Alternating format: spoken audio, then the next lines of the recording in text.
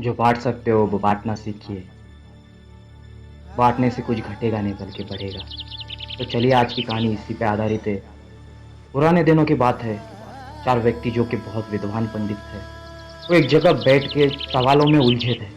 चारों ही अपनी-अपनी बातें एक दूसरे से कह रहे थे। एक दूसरे से तर्क-वितर्क करने में लगे थे। अचानक एक व्यक्ति वहाँ से गुज़रता है। अब इन सबकी बातों को सुन के उसे थोड़ी-सी हँसी आती है। वो मुस्कुराने लग जाता है। वो उस दृश्य को वैसे ही देखने लगता है। अपनी हल्की सी मुस्कान लिए वो वहीं खड़ा हो जाता है। कुछ देर बाद वो विद्वान उस व्यक्ति को देखकर इशारों में ही अपने पास बुला लेते हैं।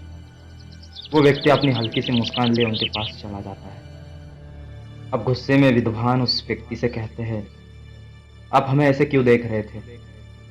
तो व्यक्ति कहता है, नहीं मैं आपको कहाँ घूर रहा था। इस पर पंडित कहते हैं, नहीं तुम हंस रहे थे।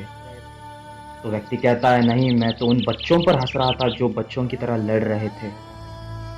बच्चा कहने पर वो पंडित गुस्सा हो जाते हैं। हम कितनी गंभीर विषय पर चर्चा कर रहे हैं, शायद इसको पता नहीं।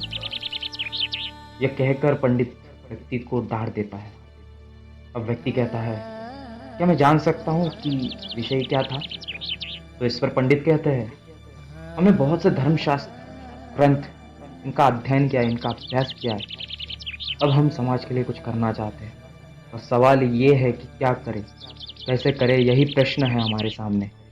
तो व्यक्ति कहता है, बस इतनी सी बात और आप लड़ रहे थे? तो आश्चर्य से पंडित कहते हैं, अगर तुम्हें पता है कैसे करें तो बता दो। तो व्यक्ति कहता है, आसान है।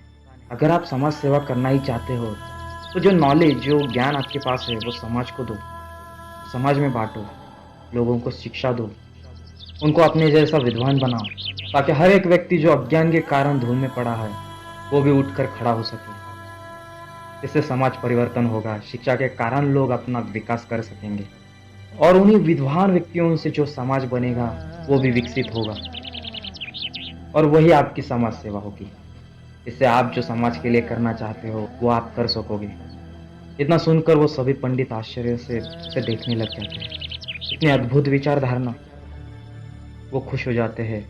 वो सोचने लग जाते हैं कि ये कोई साधारण व्यक्ति नहीं तो कौन है ये व्यक्ति। तो उत्सुकता से उन विद्वानों ने उस व्यक्ति से पूछा कि आप कौन हो? तो व्यक्ति कहता है, मैं तो एक साधारण व्यक्ति हूँ जो कि समाज कल्याण के लिए जीता हूँ। वैसे लोग मुझे स्वामी विवेकानंद के नाम से भी जानते हैं।